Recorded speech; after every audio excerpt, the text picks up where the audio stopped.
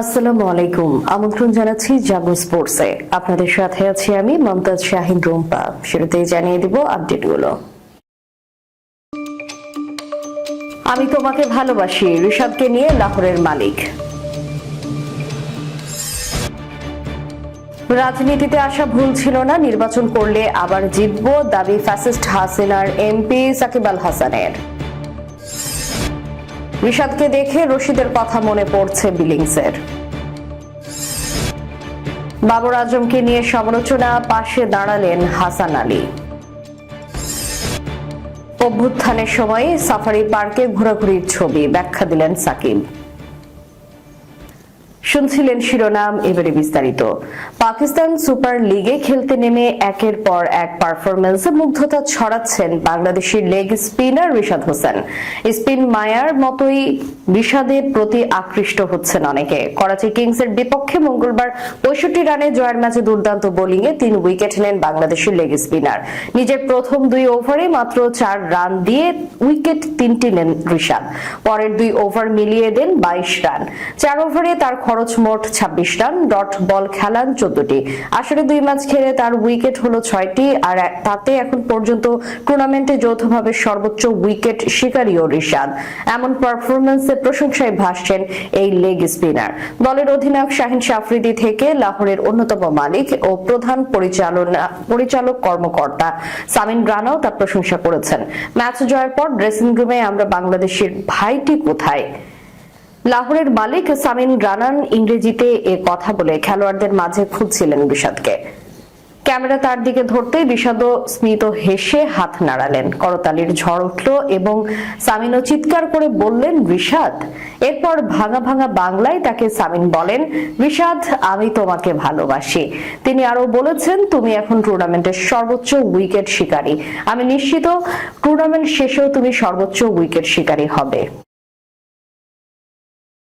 সাকিব আল হাসানের 18 বছরের ক্রিকেট ক্যারিয়ারকে ছাপিয়ে গেছে তার মাত্র 6 মাসের রাজনৈতিক জীবন। এই স্বল্প সময়ে তার জীবনে এসেছে বড় ধরনের ওলটপালট। গত বছরের জুলাই আগস্টে ছাত্র জনতার আন্দোলনের সময় বিতর্কিত ছবি ও দর্শকদের সঙ্গে বাদানুবাদে জড়িয়ে নিজের পথকে আরো জটিল করেছেন সাকিব। অভ্যুত্থানের পর তার বিরুদ্ধে দায়ের হয়েছে হত্যা মামলা, উঠে এসেছে দুর্নীতির অভিযোগ। সম্প্রতি একটি ইংরেজি দৈনিকে দেওয়া সাক্ষাৎকারে সাকিব তার রাজনৈতিক জীবন নিয়ে কথা বলেছেন। তিনি মনে করেন রাজনীতিতে আসার সিদ্ধান্ত তার ভুল ছিল না এবং এখনো নির্বাচনে দাঁড়ালে তিনিই জিতবেন। রাজনীতিতে প্রবেশের সিদ্ধান্ত নিয়ে সাকিব বলেছেন, রাজনীতিতে যোগ দেওয়া যদি আমার জন্য ভুল হয় তবে ভবিষ্যতে অন্য কেউ যোগ দিলেও তা ভুল হবে। ডাক্তার, ব্যারিস্টার, ব্যবসায়ী যে কেউ রাজনীতিতে আসতেই পারে। এটা প্রত্যেক নাগরিকের অধিকার। ভোট দেওয়া বা না দেওয়া জনগণের সিদ্ধান্ত। আমি যখন এসেছিলাম তখন আমার উদ্দেশ্য ছিল মাগুরার মানুষের জন্য কাজ করা।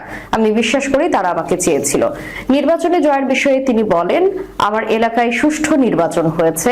আমি বিশ্বাস করি আবার দাঁড়ালেও আমি জিতবো। আমি মাগুরার মানুষের সেবা করতে চেয়েছিলাম, তারা আমাকে সুযোগ দিয়েছিল। দুর্ভাগ্যবশত আমি তাদের প্রত্যাশা পূরণ করতে পারিনি, এটা আমি মেনে নিয়েছি।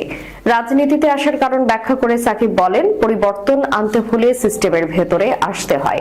বাইরে থেকে সিস্টেম বদলানো সম্ভব নয়। যারা দেশ চালাচ্ছে তারা সিস্টেমের বাইরে থাকলে কি কাঙ্ক্ষিত পরিবর্তন আনতে পারত? তিনি আরো বলেন, যারা আমার রাজনীতিতে আসাকে ভুল বলে তারা বেশিরভাগই মাগুরার ভোটার নয়। মাগুরার মানুষ ভিন্নভাবে ভাবে।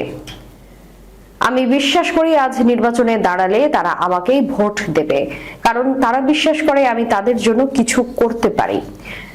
6 মাসের রাজনৈতিক জীবন নিয়ে সাকিব বলে, নির্বাচনের পর আমি মাত্র 3 দিন মাগুরায় ছিলাম। বাকি সময় ক্রিকেট খেলেছি আর দেশের বাইরে ছিলাম। রাজনীতিতে পুরোপুরি জড়ানোর সময় পাইনি। সাবেক প্রধানমন্ত্রী শেখ হাসিনার নির্দেশনা প্রসঙ্গে তিনি জানান, তিনি আমাকে বলেছিলেন রাজনীতি করতে হবে না, ক্রিকেটে মন দাও।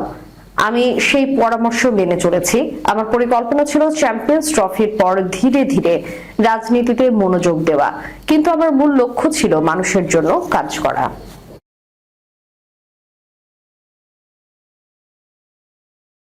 লেগ স্পিনে পিএসএল মাতাচ্ছেন ঋষাদ হোসেন। লাহোর কালান্দার্সের হয়ে নিজের প্রথম 2 ম্যাচে নিয়েছেন 6 উইকেট। টুর্নামেন্টের সর্বোচ্চ উইকেটের স্বীকৃতি ফজল মাহমুদ ক্যাপ উঠেছে তার মাথায়।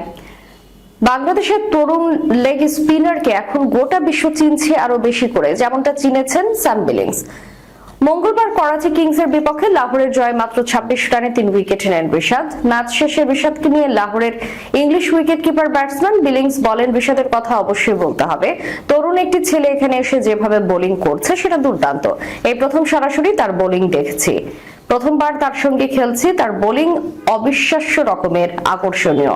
রিশাদকে আফগান তারকা রশিদ খানের সঙ্গে তুলনা করে স্যাম বিলিংস আরো বলেন, টি-20 ফরম্যাটে রিস্ট স্পিন খুবই গুরুত্বপূর্ণ, কারণ মাঝের ওভারগুলোতে এটি উইকেট শিকারের একটি উপায়। সে অসাধারণ। সর্বশেষ যখন এখানে খেলেছি আমাদের দলে মাঝের ওভারগুলোতে ভূমিকা রাখত রশিদ খান, এবার সেটা করেছে রিশাদ এবং দারুণ প্রভাব রাখছে। পেসাররাও তাদের সম্ভাবনার সবটুকু কাজে লাগাচ্ছে। উল্লেখ্য 2023 পিএসএল এ রশিদ খান লাহোর কালান্দার্সের হয়ে খেলেছিলেন।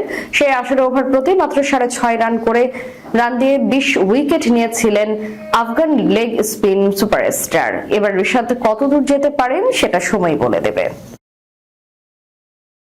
পাকিস্তান সুপার লিগের চলমান 10ম আসরে প্রত্যাশিত পারফরমেন্স করতে পারছে না করাচি কিংসের অধিনায়ক বাবর আজম। তার সাম্প্রতিক বাজে পারফরমেন্সের কারণ ঘরে বাইরে সমালোচনা হচ্ছে। বাবর আজমের এই কঠিন সময়ে তার পাশে দাঁড়ালেন জাতীয় দলে বাবরের সতীর্থ করাচি কিংসের সহ অধিনায়ক পেস বোলার হাসান আলী। মঙ্গলবার করাচিতে লাহোর কালান্দার্সের মুখোমুখি হয় করাচি কিংস। এদিন ফখর জামান ও ড্যারেল মিচেলের ব্যাটিং তাণ্ডবে 6 উইকেট হারিয়ে 201 রান করে শাহিন আফ্রিদির নেতৃত্বাধীন লাহোর কালান্দার্স। টার্গেট তাড়া করতে নেবে শাহিন আফ্রিদির গতি আর বাংলাদেশি লেগ স্পিনার রিশাদ হোসেনের ঘূর্ণিতে বিভ্রান্ত হয়ে 19.1 ওভারে 134 রানেই অল আউট হয় করাচি কিংস। 65 রানের জয়ে 3টি করে উইকেট নেন আফ্রিদি ও রিশাদ। সেই ম্যাচ শেষে সংবাদ সম্মেলনে করাচির সহ অধিনায়ক হাসান আলী বলেন, বাবর আজম ফর্মে না থাকায় অনেকেই অনেক কথা বলেছেন। আমি আগেও বলেছি, এখনো বলছি, বাবর আজম আমাদের দলের এই সময়ের অন্যতম সেরা ক্রিকেটার। আমার বিশ্বাস ধৈর্য ধরুন। তিনি আরো বলেছেন, উন্নতির জন্য সমালোচনা ঠিক আছে, কিন্তু যখন পরিবারকে লক্ষ্যবস্তু করা হয় তখন সকলের উপর প্রভাব পড়ে। আমি বুঝতে পারছি যে জনসাধারণের ব্যক্তিত্ব হিসেবে আমরা সবসময় নজরদারির মধ্যে থাকি। আমাদের কাজ হলো পারফরমেন্সের মাধ্যমে প্রতিক্রিয়া জানানো।